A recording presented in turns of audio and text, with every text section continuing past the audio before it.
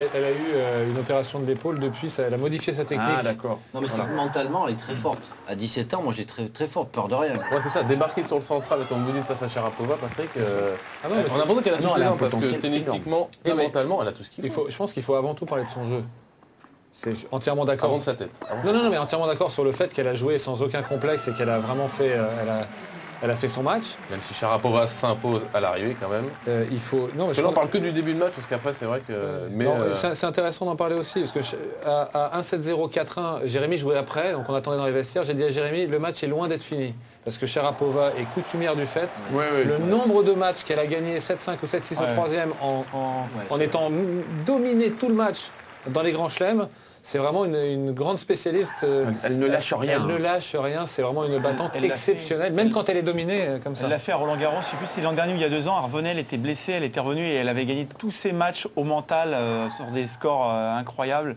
Donc bien sûr, c'est une grande compétitrice cette Maria Sharapova et son mental frappe fort face à ses adversaires.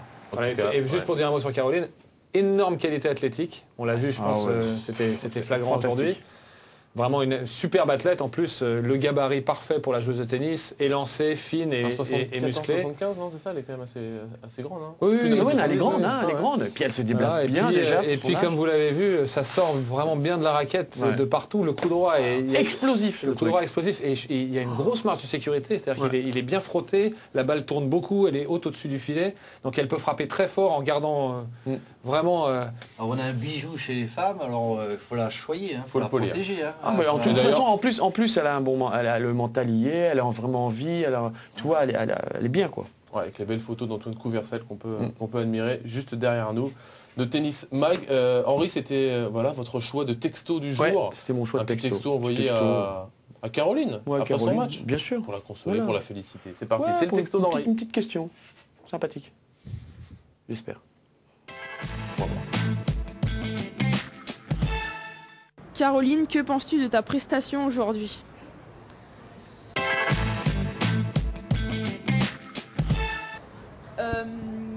Je suis contente de ma prestation jusqu'à 4-1.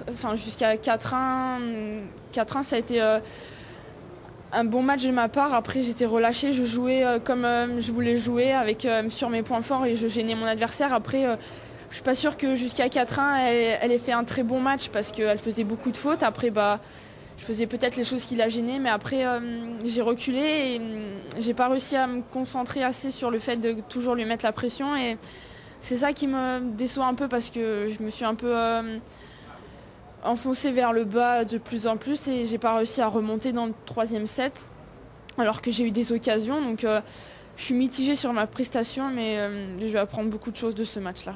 De revenir. Voilà pour la sympathique Caroline Garcia qu'on espère retrouver. Comme moi qui est juste un supporter de tennis, comment on peut expliquer que d'un seul coup, sur peu de balles, peu d'échanges, qu'un match puisse tourner comme ça à 6-3, 4-1, où on se dit, même si elle va souffrir, elle va quand même pouvoir tenir le coup. Et là, il y a une rupture complète. Je pense qu'elle a donné une partie d'explication. Elle a dit qu'elle avait un petit peu reculé. Et au tennis, 50 cm ou 1 mètre, même 50 cm, c'est énorme. C'est énorme parce que ça laisse une fraction de seconde supplémentaire à l'adversaire pour se replacer quand il est, par exemple, un petit peu dominé dans l'échange. Ça lui laisse certains coups, il peut juste faire un coup de remise, mais avec 50 cm perdus par l'adversaire. Du coup, on arrive un tout petit peu plus tôt à l'arrivée, on est capable de réaccélérer. Et le match change complètement de physionomie. Quand d'autant plus on a Sharapova en face, et que c'est pas facile de conclure le match. Pourquoi et qu'on la respecte quand même. Il reste sur la ligne. Pourquoi vous reculez? On s'en rend pas compte. On s'en rend pas compte. Il y a le trac, mais bien sûr, il y a le trac, le 4-1, la peur de gagner. Tout d'un coup, aussi, pas la peur de. On dit souvent la peur de gagner. Mais c'est ça, mais toi aussi, tu te rends compte de ce qui va se passer. C'est aussi la peur, mais tu dis... C'est une sorte de prise de conscience tout d'un coup. On joue un peu sans penser, et puis d'un coup, je vais gagner. On pense. Non mais ça on le connaît dans tous les sports. Au pénalty, non mais même pas ça. Tu vois les 5-10 dernières minutes, une équipe qui foncièrement marche moins forte que l'autre, et les 10 dernières minutes, au lieu d'aller presser l'équipe adverse, d'aller jouer de l'autre côté, on va reculer, on va dire on va faire Fort Knox, on ferme tout, et puis c'est là où tu prends des pions, quoi, parce que tu recules. Bon, il y en a un qui doutait pas trop. C'était il y a 16 ans. Thomas Muster, c'était le roi de la terre battue à l'époque. 1995. Terminator Muster, 95. Il avait survolé. Énorme. C'est un récit de Frédéric Verdier. C'est Vintage Verdier.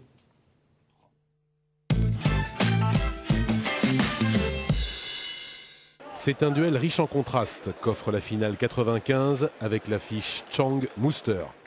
6 ans après la révolution de 89, Roland-Garros retrouve pour le dernier acte le Ludion Michael Chang, plus jeune vainqueur du tournoi à 17 ans.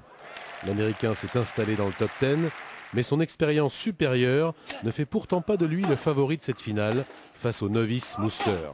L'Autrichien a beau découvrir une finale majeure à 27 ans, il arrive bardé d'une aura d'invincibilité à faire frémir les plus blasés. 34 matchs sur terre, tous gagnés. 5 tournois remportés, dont le doublé Monte-Carlo-Rome. On n'a pas encore vu cette année Muster battu. Cette terre qu'il aime plus que tout, l'homme de Leibniz va tout de même la visiter. Au cours d'un premier set très indécis, Chang sert même pour le set à 5-3, mais l'édifice est rompu par Thomas Muster, qui augmente encore la cadence. Physiquement, l'Autrichien est à son zénith, et Chang ne peut pas suivre. Comme les autres victimes du musclore dans ce Roland-Garros. Pioline, Carlos Costa, Medvedev, Kafelnikov, tous ont été passés au laminoir. Seul Albert Costa a résisté en quart de finale. Et le Catalan sera d'ailleurs le seul, car Chang a tout donné.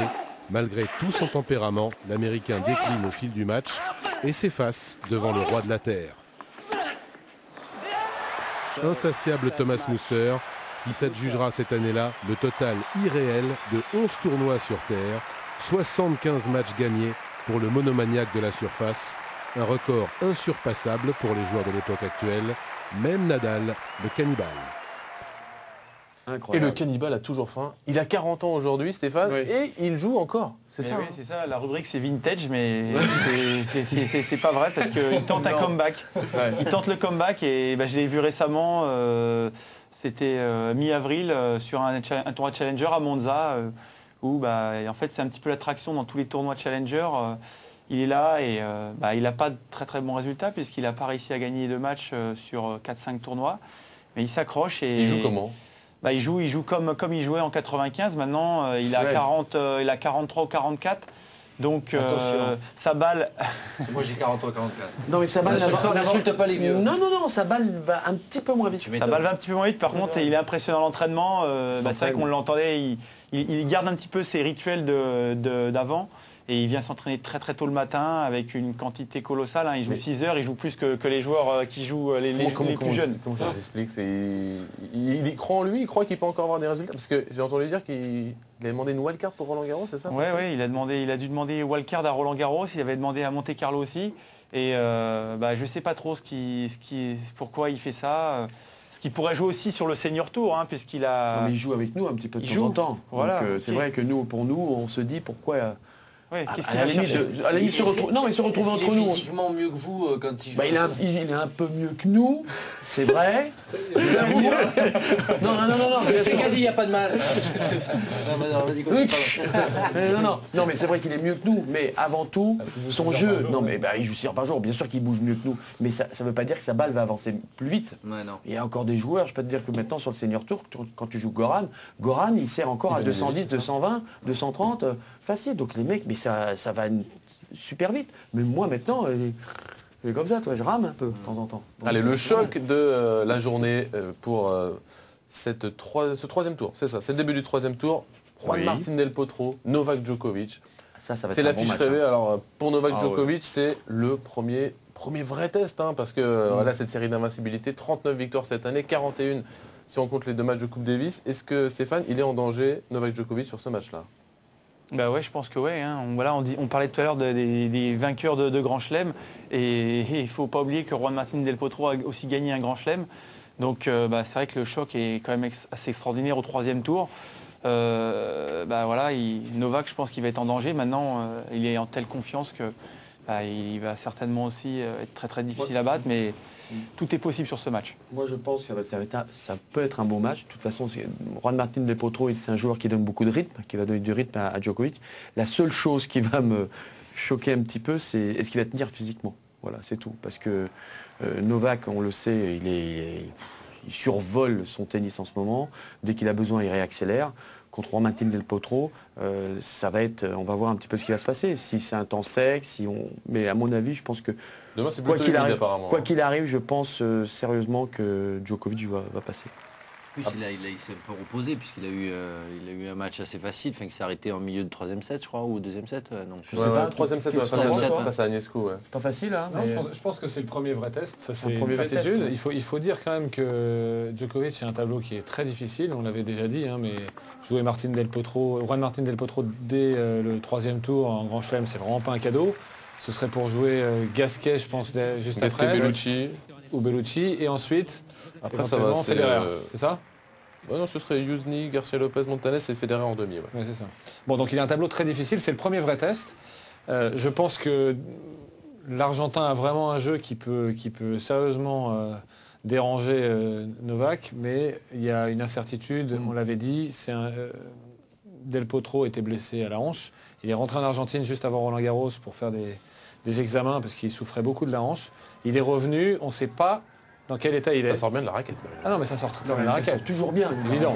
C'est un joueur qui est capable de générer une vitesse de balle énorme. Voilà, mais s'il est en état physique, ça peut être vraiment un premier vrai test.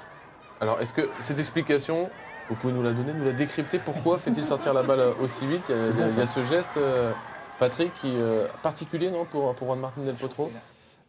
Oui, en fait, d'abord, ce qu'il faut dire, c'est qu'il a des très très grands leviers. Il a des bras qui sont très très grands, ce qui est un énorme avantage pour faire avancer la balle.